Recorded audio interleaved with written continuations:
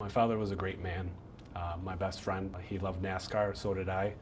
So we spent a lot of our weekends watching racing. My dad wanted me to be a NASCAR driver, but because I ended up getting taller and bigger, I just couldn't fit in those cars. So he'd always wish that I was a little bit shorter and smaller so I could be able to fit in a car and race. So it was always a joke. The first word I think of when I think of my dad is intelligent. He was really smart. He would help me with inventions for school.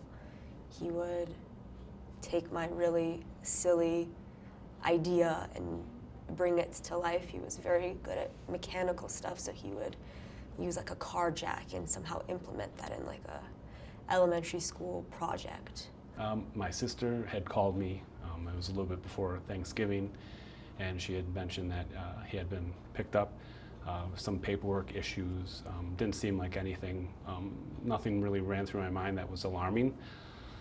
So I thought, over the weekend they would sort it out, and then on Monday he would be let go, and we'd just kind of go back to normal. Unfortunately, then the next step I got really was a phone call from my sister saying that he had passed away, and I just kind of went numb. I don't remember a whole lot. It just everything kind of came crashing down.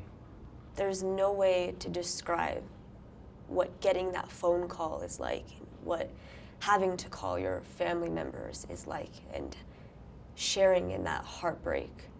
It's crushing. He was arrested by ICE. He was accused of a civil violation of the federal immigration laws.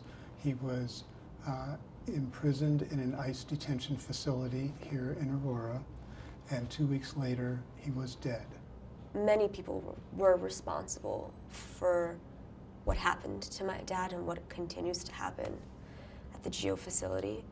Here we're talking about one death, one facility, but we also know that charges of systemic medical neglect have plagued these immigration detention facilities all over the country. Pursuing some sort of lawsuit, it's not going to bring my father back. But if there's any one thing I can do, that's to keep